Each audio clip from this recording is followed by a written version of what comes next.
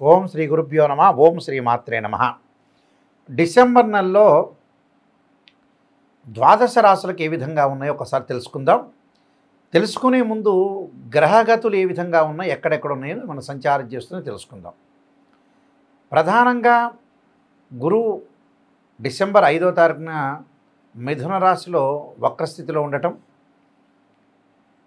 శని మీనరాశిలో రుజుమార్గంలో ఉండటం, రాహు కుంభరాశిలోను, కేతు సింహరాశిలోను, కుజుడు ధనస్సు రాశిలోను, బుధుడు ప్రధానంగా వృశ్చిక రాశిలోను, రవి శుక్రులు వృశ్చికంలోను ధనస్సు రాశిలోను సంచారం చేస్తారు. ఇది గ్రహస్థితి. ఇవన్నీ కూడా గోచారరీత్యా చెప్పబడే ఫలితాలు అంటారు, కానీ బర్త్ చార్ట్ను అనుసరించి చెప్పబడే ఫలితాలు కాదు. Note this point. What is the difference between transit system and birth system అంటే నాటల్ చార్ట్ అంటారు. దానికి డిఫరెన్స్ ఏమిటంటే, ఒక చెట్టు ఉంటుంది, ఒక ట్రీ ఉంటుంది. ఆ ట్రీకి కింద వేళ్ళు ఉంటాయి. ఒక చెట్టుకి ఆ వేళ్ళు ఉన్నది బర్త్ చార్ట్. అంటే ఆ వేళ్ళు అనేవి పర్మనెంట్. దానిపైన ఒక కాండం ఉంటుంది. ఆ కాండానికి కొన్ని కొమ్మలు ఉంటాయి. ఆ కొమ్మలకు ఆకులు ఉంటాయి. ఈ ఆకులు సహజంగా ప్రతి చెట్టుకు కూడా రైన్ సీజన్లో ఆకులు వస్తాయి, రైన్ సీజన్లో ఆకులు వస్తాయి. వింటర్ సీజన్లో అలా ఉంటుంది. సమ్మర్ సీజన్లో ఆ ఆకులు రాలిపోయి మళ్ళీ రిపీట్గా వింటర్ సీజన్లో కొత్త ఆకులు వస్తుంటాయి. అంటే గోచారంలో ఎప్పుడు కూడా గ్రహాల యొక్క స్థితి ఒక్కొక్క గ్రహము ఒక్కొక్క రాశి నుంచి మారుతూ ఉంటుంది. ఉదాహరణకి శని 2.5 సంవత్సరాలు, గురువు సంవత్సర కాలము, అలానే రవి బుధ శుక్ర గ్రహాలు 30 రోజుల పాటు ఒక రాశి నుంచి మరొక రాశికి మారటం, కుజుడు 45 రోజుల పాటు, రాహు కేతులు 18 నెలల పాటు. ఇవన్నీ కూడా గోచారరీత్యా చెప్పబడే ఫలితాలు అంటారు. ఈ గోచారరీత్యా చెప్పబడే ఫలితాల్లో ప్రధానంగా ఈ ద్వాదశ రాశుల వాళ్ళకి ఎలాంటి ఫలితాలు జరగబోతున్నాయని చూడాలి. ఎప్పుడు కూడా గోచారం 20% సపోర్ట్ ఉంటుంది. బర్త్ చార్ట్ అనేది 80%. చాలామంది కూడా అనుకుంటారు ద్వాదశ రాశులు చెప్పేటప్పుడు మేషరాశి వాళ్ళకి ఇలానే ఉండబోతుంది, వృషభ రాశి వాళ్ళకి ఇలానే ఉండబోతుంది. అందరికీ అలా ఉండదు. 20% సూచనలు సపోర్టు బర్త్ చార్ట్ను అనుసరించే ఎక్కువగా ప్రాధాన్యత ఉంటుంది. కానీ ఆవగింజంత అదృష్టం అనేది ఎంత కృషి చేసినా ఆవగింజంత అదృష్టం ఉండాలి అంటారు. ఒక సెకండ్లో అదృష్టం కలిగే అవకాశం ఉంటుంది అని చెప్పగలిగితే గోచారం. అంతేగాని హైదరాబాద్లో, గుంటూరులో, విజయవాడలో ఉన్న మేషరాశి వాళ్ళందరికీ నాయకంటి గారు చెప్పారంటే అలా జరుగుతుందని భావించద్దండి. మీరు నోట్ చేసుకోండి. అంటే కొన్ని సూచనలు ఇస్తున్నా, ఆ సూచనలు జరిగే అవకాశాలు ఉంటాయని చెప్తాం. ఆ సూచనలు బర్త్ చార్ట్ నుంచి మారిపోయే అవకాశాలు కూడా ఉంటాయి. అలాంటి విషయాలని మీరు జాగ్రత్తగా ఆలోచన చేసుకోండి. వృషభ రాశి వాళ్ళకి డిసెంబర్ మాసంలో ఏ విధంగా ఉండబోతుంది? రాస్యాధిపతి ప్రధానంగా 7వ స్థానంలో ఉండటం, అలానే లాభంలో శని యొక్క ప్రభావం. రెండోసారి ఇప్పుడు వృషభ రాశికి ఏదైతే లాభస్థానంలో శని సంచారం, లాభస్థానంలో శని యొక్క సంచారం అంటే అనుకూలమైన ఫలితాలు కలుగుతాయి. అంటే భాగ్యాధిపతి, దశమాధిపతి లాభంలో ఉండటం వల్ల ఆర్థిక పరంగా లాభాలు పుంజుకునే అవకాశాలు ఎక్కువ ఉంటాయి. అంటే వృత్తి ఉద్యోగాల్లో ప్రమోషన్లు రావటమే కాకుండా నూతన ఉద్యోగాల్లో చేరే అవకాశాలు, అధిక లాభాలు పొందే అవకాశాలు ఎక్కువ ఉంటాయి. అయితే రాబడి అనేది వస్తుంది, కానీ గురువు యొక్క ప్రభావం వల్ల ద్వితీయ స్థానంలో గురువు వక్రస్థితిలో ఉండటం వల్ల కొంత డబ్బులు ఖర్చు అయ్యే సూచనలు కూడా ఉంటాయి. అంటే 100 రూపాయలు సంపాదిస్తే 30 రూపాయలు ఖర్చు అవుతాయి. వృధా ప్రయాణాలు, హాస్పిటలైజేషన్ ఖర్చు అయ్యే అవకాశాలు కూడా ఒకటి ఉంటాయి. కాబట్టి ఆరోగ్యాన్ని కొంత జాగ్రత్తగా కాపాడుకోవటం అనేది చాలా ముఖ్యమైన విషయం.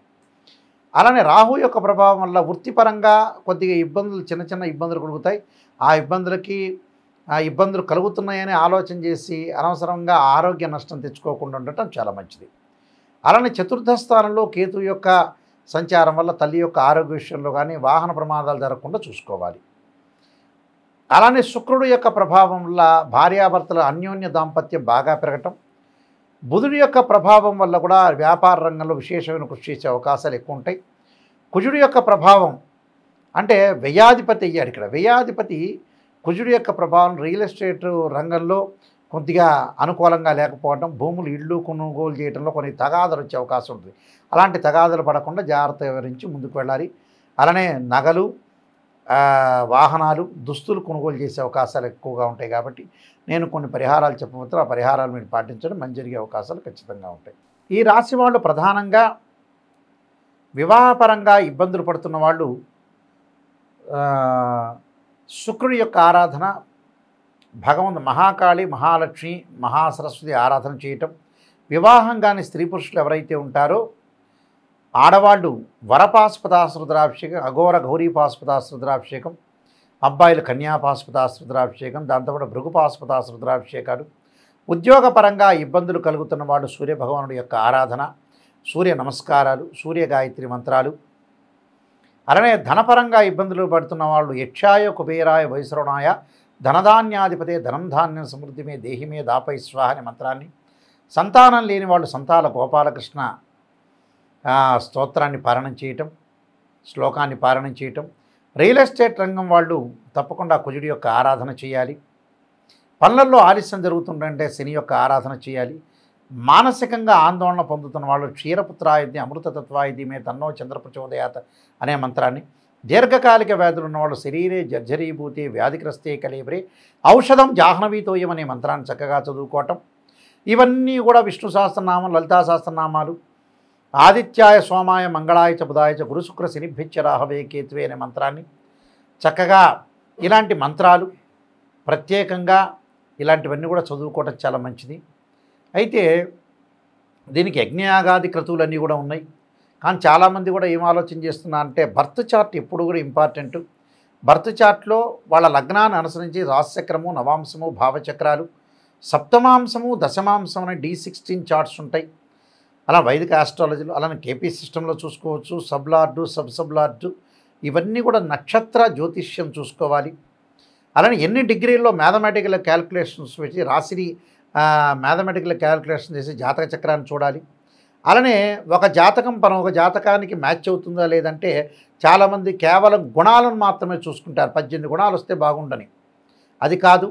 గ్రహమైత్రి, రాశి పొంతన, శ్రీదీర్ఘ కూటమి, మహేంద్ర పొంతన, అలానే తారాబలము, వర్ణకూటమి, వశ్యకూటమి, అలా షష్టాష్టకాలు, ద్విద్వాదశాలు, శుభ నవపంచకాలు, ఇలాంటివన్నీ కూడా కాకుండా జాతకంలో విడివిడిగా అమ్మాయి అబ్బాయి జాతకంలో ఎలాంటి దోషాలు ఉన్నాయి చూసుకోవాలి. శుక్రదోషమా, కుజదోషమా, పునర్భవ దోషమా, కాలసర్ప దోషమా, సర్పదోషమా, ఇలాంటివన్నీ కూడా 2, 7, 8, 12 స్థానాల వివాహానికి, వృత్తిపరంగా ఉండే దశమం, దానికి ద్వాదశ భావ, ఏదైతే ఒక లగ్నకుండాలని మనం పరిశీలన చేసేటప్పుడు దానిలో ఉండే గ్రహము, రాస్యాధిపతి, భావాధిపతి మూడింటిని కూడా అనాలిసిస్ చేయాలి.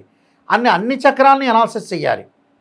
ఒక ఉదాహరణకి ఒక ఎగ్జాంపుల్, వివాహం కావట్లేదంటే రాశిచక్రం, భావచక్రం, నవాంశం, సంతానం లేదు, రాశిచక్రం, భావచక్రం, సప్తమాంశం, వృత్తిపరంగా ఇబ్బందులు కలుగుతాయి, రాశిచక్రం, భావచక్రం, దశమాంశ చక్రం, ఇలాగ అనాలిసిస్ చేసి ఏ లగ్నాలు కలిసి వస్తాయి అంటే ఏ దశలు కలిసి వస్తాయి, ఏ లగ్నానికి శుభదశలు అశుభ దశలు ఉంటాయి, ద్వాదశ భావాధిపతులు ఎవరు, భావాధిపతి వేరు, రాశ్యాధిపతి వేరు, అలానే దానిలో ఆ రాశిలో ఉండే గ్రహము వేరు. ఆ రాశిలో ఉండే గ్రహాన్ని టెనెంట్ అంటారు, భావాధిపతి ఓనరు, రాస్యాధిపతి బిల్డరు అని అర్థం. అంటే ఎగ్జాంపుల్ చెబుతున్నాం మీకు.